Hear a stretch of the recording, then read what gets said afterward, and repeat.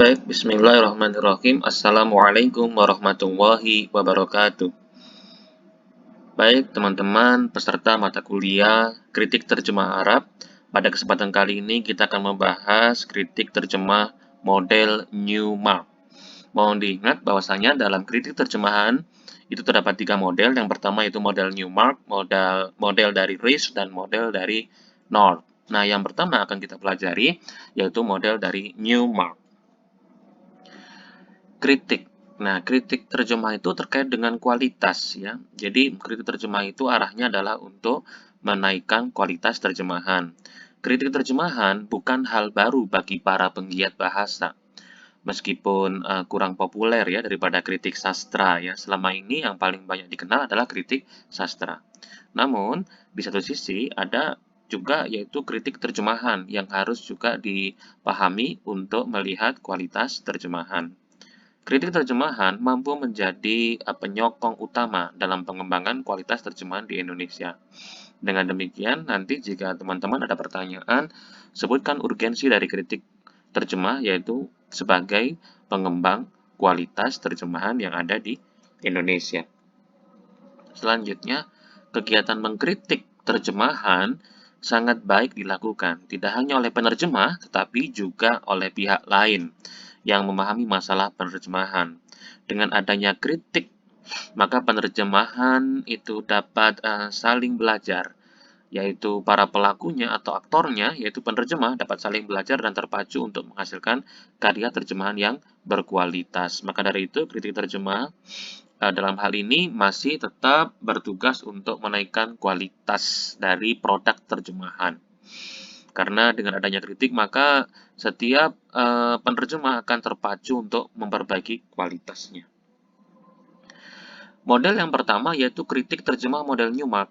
Model Newmark. Newmark dalam bukunya yang diterbitkan pada tahun 1988 menjelaskan tentang salah satu model dari kritik terjemahan. Kritik terjemahan sangat penting dalam pelatihan maupun praktik penerjemahan. Ia menjadi kunci setiap pembelajaran, yakni baik itu sastra bandingan, literatur terjemahan, dan juga komponen kursus penerjemahan profesional ya, dengan teks-teks yang sesuai dengan bidangnya. Ada teks umum dan ada teks khusus ya, sesuai dengan bidangnya yaitu teks khusus. Ada teks tentang hukum, tentang ekonomi, dan kedokteran. Jadi dalam hal ini Newmark sepakat bahwasanya kritik terjemah merupakan hal yang cukup penting dan ia menjadi kunci setiap pembelajaran. Dan dalam hal ini juga sastra bandingan seperti terjemahan-terjemahan dari karya sastra itu perlu untuk diberikan kritik terjemah. Maka teman-teman dari Prodi Sastra Arab silakan untuk melihat karya sastra yang ada dalam bahasa Arab, kemudian diterjemahkan, kemudian melakukan kritik terjemah.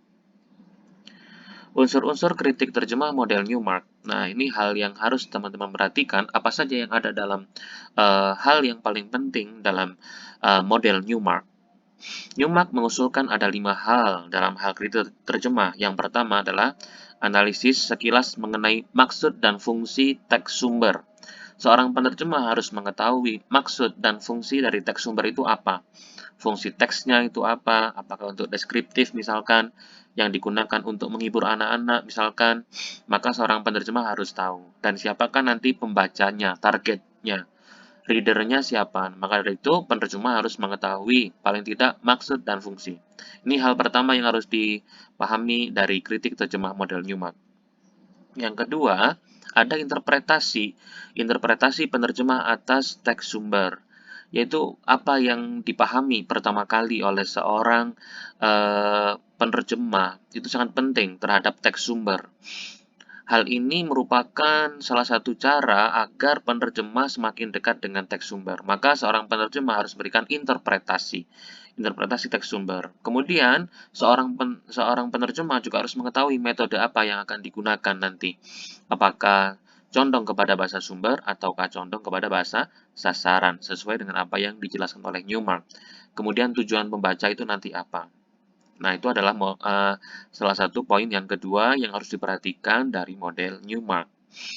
Oke, yang pertama tadi maksud dan fungsi, yang kedua interpretasi teks sumber, baik dari sisi metodenya ataupun tujuan pembacanya. Interpretasi itu dalam karya sastra sering disebut dengan horizon harapan. Bagaimana pemikiran jauh ke depan nanti penerjemah itu akan kemana gitu ya. Setidaknya sudah ada gambaran, ada visi jauh ke depan. Yang ketiga, model dari Newmark itu adalah tentang pembandingan. Pembandingan itu menjadi hal yang sangat penting. Karena mau tidak mau, seorang penerjemah itu harus membandingkan. Jadi bagian-bagian penting, misalnya dalam skripsi ada objek formal, maka itulah yang akan dibandingkan antara TSU dan juga TSA, teks sumber ataupun teks sasaran. Misalkan kita mengambil objek formal yaitu penerjemahan jumlah ismiyah. Bagaimana jumlah ismiyah itu dibandingkan dari bahasa Arab ke dalam bahasa Indonesia. Bagaimana kita menerjemahkan maf'ul bih, misalkan, objek dalam bahasa Arab. Itu kita bandingkan dulu. Jadi pembandingan ini sangat terkait dengan objek formal. Maka dari itu, teman-teman ketika menganalisis skripsi, sejatinya adalah membandingkan antara objek formal yang ada dalam bahasa sumber dan ada dalam bahasa sasaran. Yang keempat adalah evaluasi. Hal yang paling penting dari kritik terjemah model Newmark adalah evaluasi. Evaluasi adalah terjemahan berdasarkan sudut pandang penerjemah dan kritikus. Jadi seorang kritikus terjemah harus bisa mengevaluasi. Selain membandingkan, dia juga harus mengevaluasi. Evaluasi itu menjadi hal yang cukup penting, yaitu bagaimana apakah nanti sudah akurat, sudah terbaca, sudah berterima. Nah, itu nanti bisa dilihat dalam evaluasi. Evaluasi ditutup oleh assessment. Assessment itu berlandaskan kepada evaluasi. Bagaimana kita memberikan nilai, itu tergantung dari evaluasi yang sudah kita lakukan di step 4 sebelumnya. Maka assessment sebagai langkah terakhir dari sebuah kritik terjemah model Newmark, maka menjadi hal yang cukup penting, karena dari assessment itulah kritik terjemah bisa menemukan hasilnya, assessment-nya, nilainya bagaimana. Nah, maka evaluasi dan assessment memang menjadi hal yang tidak bisa dipisahkan. Bagaimana relevansi teks sasaran bagi pembaca sasaran, budaya masyarakat, dan disiplin tertentu. Hal ini menjadi hal yang cukup penting untuk dikaji dalam kritik terjemahan. Maka dari itu, teman-teman, para peserta kuliah kritik terjemah, 5 hal yang harus diperhatikan dalam melakukan kritik terjemah model Newmark. Yang pertama adalah analisis maksud dan fungsi teks sumber. Yang kedua, interpretasi. Yang kedua, pembandingan. Yang keempat, evaluasi. Dan yang terakhir adalah assessment. Demikian unsur-unsur kritik terjemah model Newmark yang harus dipahami untuk pertama kali. Teman-teman bisa menerapkan model ini untuk mengkaji data skripsi yang teman-teman sudah miliki. Mulailah untuk melihat data skripsi teman-teman itu maksud dan fungsi tujuannya untuk apa. Kemudian interpretasi, kira-kira metode yang diambil oleh penerjemah itu diambil condong kepada BSU atau BSA. Tujuan pembacanya siapa kira-kira. Teks agama misalkan, siapa yang akan dituju. Teks cerita anak misalkan, siapa yang akan dituju, siapa pembacanya. Maka dari situ kita akan bisa melihat horizon harapan. Melakukan pembandingan antara teks sumber dan teks sasaran. Kemudian dievaluasi, apakah ada yang kurang, apakah ada penambahan, apakah ada pengurangan, apakah ada transposisi.